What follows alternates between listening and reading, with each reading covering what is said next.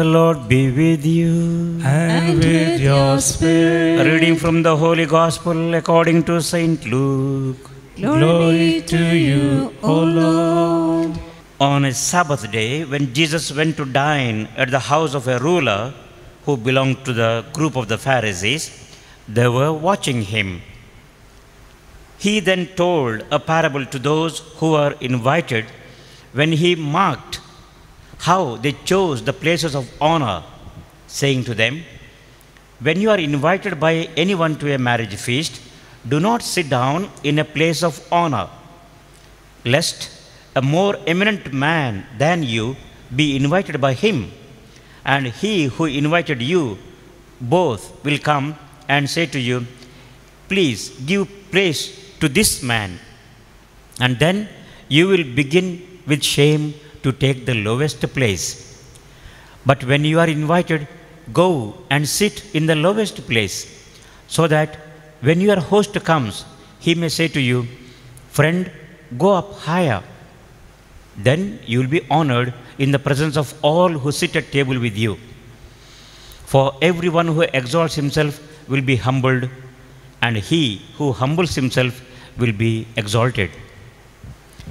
He also told the man who had invited him, "When you give a dinner or a banquet, do not invite your friends or your brothers and sisters or your kinsmen or rich neighbors, lest they also invite you in return and you will be repaid.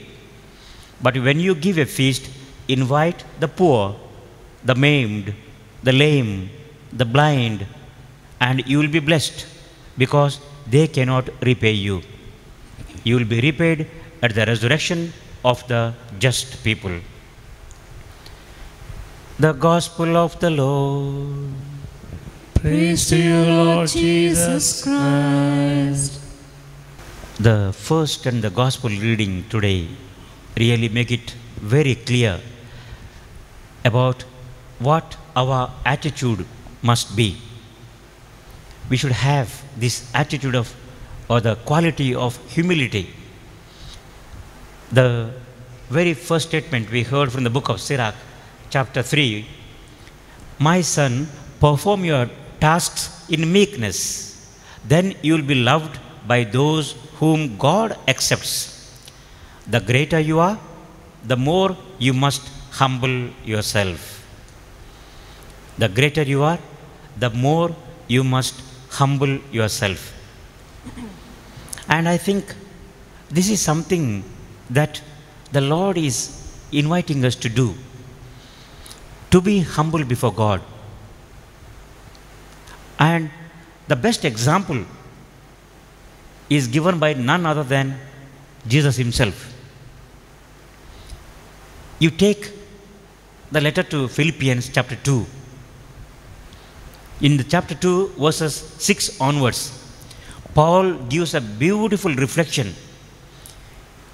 Though he was in the form of God, he did not count equality with God something to be grasped at, but he humbled himself and became a slave. Became a slave, he says. Jesus identified himself as a slave. In the Greek language, the word used is doulos. A slave has no rights. A slave is normally bought. A slave is different from a servant. A servant has a right, to a certain extent. A servant also has a certain freedom, but slave has none. Slave is completely under the authority of the master. Whatever the master says, the slave must do without any question or objection. That is the way the slave must perform. He cannot say, "I cannot do," or he cannot say, "I will not do." He has to do what the master tells him to do. Full stop. In Tulu language, we have a saying, "Pandi bele, padi nuppu." Means, do what you are told and eat what you are served. No questions asked. In the army, I am told, the soldiers generally have to obey their commanders, their superiors. They are told, "Do or die." That's all. They cannot ask what and why. Their duty is do or die. They cannot ask what and why. Why should we do? They cannot ask. If the commander tells you, go, they must go. And we know also, sometimes it is the people in authority, as it is given here, the greater you are, the more you must humble yourself. I am thinking of a beautiful example in the Gospels themselves. Centurion. The centurion, is a beautiful example. The centurion, as we know, he was a Roman centurion.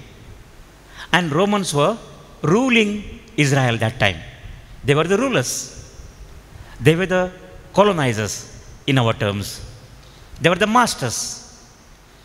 And in spite of the fact that he was a master by his very citizenship, that he was a Roman, more so because he was a centurion. He was a commander of 100 soldiers. So not a mean job, not a low position. Of course, there would have been higher authorities above him, but he is also a man of authority. But then this man, when he comes to Jesus, what happens? Jesus tells him, okay, I am coming to your house to heal your servant. Immediately the centurion humbly says, Lord, I am not worthy to receive you under my roof. You say, and that will be fine. And then he tells, I myself am in a position of authority. I tell one soldier, go, and he goes. Another soldier I say, come, and he comes. To another soldier I say, you do this, and he does it. This man knew what power can be. This man knew what authority is. He knows very clearly.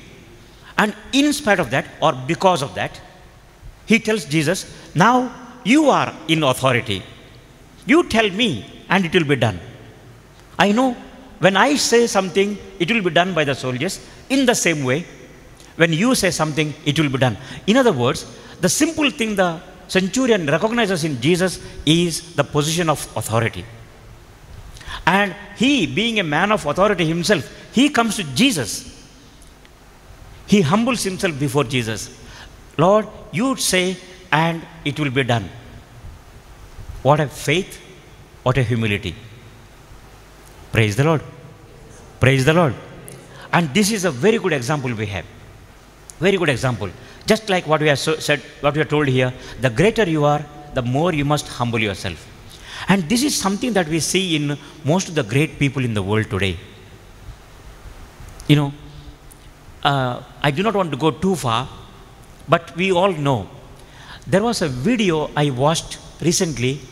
I do not know the authenticity of this video, but it's like he's talking. He's saying he wanted to see Mother Teresa. So he went to Calcutta. Of course, he was a cricketer. He had a lot of money and all that, glamour, position, popularity. And when he went to see Mother Teresa was nowhere to be found in the office. If she had an office, that is, I don't know whether she had a big office. She must have had a very simple place. However, okay, he was looking for her in the office and she was not there. Then they looked for her because they thought now this man has come to meet her.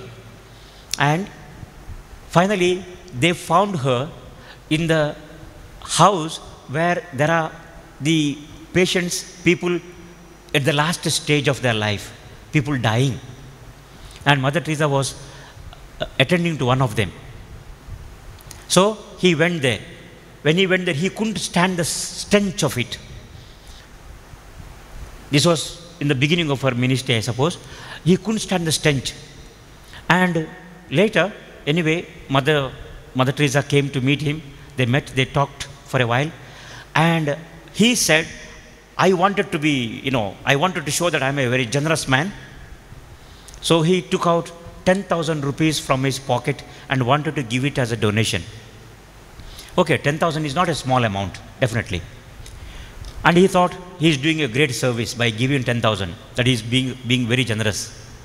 Mother Teresa simply told him, brother, I don't need your money. And he said, I was shocked when I heard this. He was narrating later. He said, I was shocked when I heard this.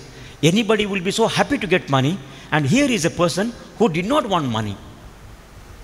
And I was giving it free, in the sense as a gift, and she didn't want the money. I was shocked, he said, and I felt I was so small. I felt I became small, he said. But then Mother Teresa told him, if you really want to give your time to these people. Give your time to these people. My dear brothers and sisters, sometimes it is very easy for us, very easy. The temptation is great to become, in our terms, what we call big. Become somebody. By giving 10,000 rupees, Sidhu must have thought he is becoming, big man. Everybody will be, he gave 10,000 rupees as donation to Mother Teresa. What a noble gesture, what a generous thing. But Mother Teresa simply put him in his place. She said, I don't need your money. I need your time. Sometimes this is what happens.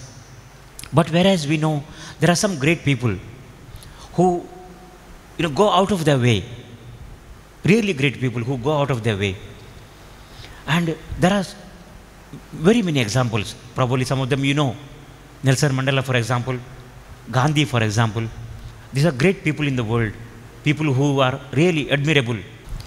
They lived a simple life. They attended to simple things. They had no problem with ordinary people. They respected each one. So what is the meaning of humility?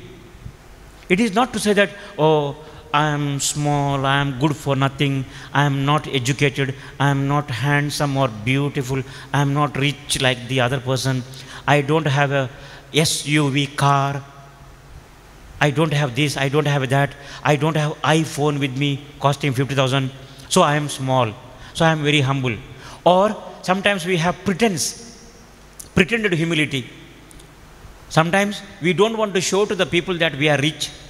We wear kurta, for example. We don't wear, shirt or suit and all that. We wear kurta showing to people that we are very simple. But then the kurta is more expensive than the suit sometimes. And, the type of pretended humility. We pretend to be humble. Various kinds of people we meet in our lives. But what is humility? As we heard in the first and the gospel reading, Jesus tells, when you are invited, don't think highly of yourself. Leave the place for somebody else. In other words, humility comes with the respect for someone else. When I respect somebody else, that is a gesture of humility. When I respect you, each one of you, as a beloved child of God, not because of any qualification that you have, not because that you are qualified with something, that you are a lawyer or a doctor or somebody, not because you have plenty of money, that you are a rich man or a rich woman, not because you are beautiful or something like that, but I respect you because you are a human person. When I do that, then I become humble. And that's what Jesus did. Jesus humbled himself. He became like one of us. Though he was in the nature of God. So St. Paul tells us, though he was in the form of God, he did not think equality with God, but he humbled himself. And humbled himself to the point of death on the cross. And therefore, later God raised him up. And to his name, now all the knees bend. And all praise him. All glorify him as the Lord. Praise the Lord. Praise the Lord. Hallelujah. And this is what we see also in the hymn of Mother Mary. We are here for the retreat on Mother Mary. Mother Mary's hymn in the Gospel of Luke chapter 1 verses 46 onwards. When she goes to the house of Zachariah, when she comes to know that Elizabeth was in the family way, 6th month, so she must be having a lot of difficulties. So Mary, though she was called to be the mother of Jesus, the Son of God, Mary did not sit there, oh, I am the mother of Jesus now. I am a great lady. So everybody should come and kneel before me, bow before me. What Mother Mary did was a gesture of humility. In loving service to Elizabeth, she goes to meet Elizabeth, who was an elderly woman and who needed help. And there, when Mary goes and when she greets Elizabeth, even the child in the womb of Elizabeth is leaping for joy, because that is where the humility is effective. And then Mary's hymn, "My soul magnifies the Lord, my soul rejoices in God my Savior, for He has done great things in me, or for me, and holy is His name. He has put down the mighty from their thrones and raised up the lowly. He has filled the hungry with good things, and the rich He has sent empty away. He has pulled down the mighty and raised up the lowly." This is what the Lord expects. This is what the Lord does. Those who think of themselves, highly of themselves, they will be brought down. Therefore, in the first letter of Peter, we have the same teaching given. Be humble. Because God is stern with the arrogant, but He is kind to the humble. He is kind towards the humble. Because before God, who are we? We may have every qualification in the world. We may have 2 or 3 master's degrees and doctorates and all that. But what are we before God? What are we before God? Nothing. A speck of dust. Because whatever we might know, God knows all that and more. God knows all that and more. We may have plenty of degrees, but those degrees will die with us. When we go to the grave, all the degrees will go to the grave. Full stop. But for God, what are the degrees? Therefore, in the letter to Romans, St. Paul says, who has been his counselor? Who can understand the inscrutable ways of God? Who can teach him? None of us can do so. So therefore, when we understand God's greatness and holiness, He is awesome God, He is mighty God. And therefore, before Him, we are nothing. And so, Jesus tells us, be humble.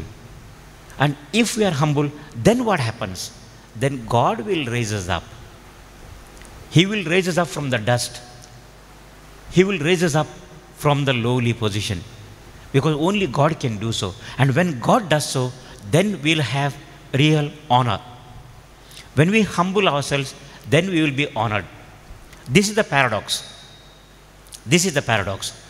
The proud will go unnoticed, the humble will be lifted up. And that's exactly what we see in the world today. What happened to the great dictators? What happened to the great dictators? Who remembers them now? Those who wanted to have power, those who thought that they can have power and they can do what they want. Such people did not last long. Now, we all honor Gandhi as Indians, we all honor Gandhi, and definitely we should. But what was Gandhi? Okay, by profession he was a lawyer. He was a lawyer, definitely. But then he did not even become a cabinet minister of the free country. He didn't want to take any power. He could have very well become the prime minister. But he forfeited that position. He gave up. He simply said no. And there are people like him, there are many others like him, who were humble enough to give up positions of power because they understood humility is greater than having any position of power. Because by being humble, we will be raised high. And there is another thing that Jesus tells us in the gospel today. He says, when you have a banquet, when you are organizing a dinner, whom should you invite? Don't invite your own people. If you do so, they also will invite you in return and you will be repaid. Normally what happens? If we prepare a good dinner, then other person will prepare a bigger dinner. Other person will prepare a bigger dinner, better dinner. Normally that's what happens. And this is the competition going on in the society. And the poor people are becoming, it's becoming very difficult for the poor people nowadays to have a function. For example, wedding or any other function. Because the rich people are spending lavishly, they cannot compete with them. And here Jesus says, whom should we invite? Now, whom does the Lord invite? The Lord invites whom? Most of the time, people who come here are the people who are lame, blind, deaf, dumb, whatever. In the sense, people who seek the Lord. People who are sick, people who are troubled, people who are burdened. Such are the people who come here for the retreat. Because we realize we need God more than others. And therefore we come. And therefore, the second reading is a complementary reading. A complementary reading. In the letter to the Hebrews, we have heard, you have not come to what may be touched, a blazing fire and darkness and gloom, but you have come to Mount Zion, to the city of the living God, the heavenly Jerusalem, to the innumerable angels' celestial gathering, to the assembly of the firstborn who are enrolled in heaven, and to a judge who is God of all. Praise the Lord. Praise the Lord. We have come to God because we realize that we need God. Therefore, God is inviting us. God is inviting the poor, the lame, the blind, the deaf, and people of all kinds.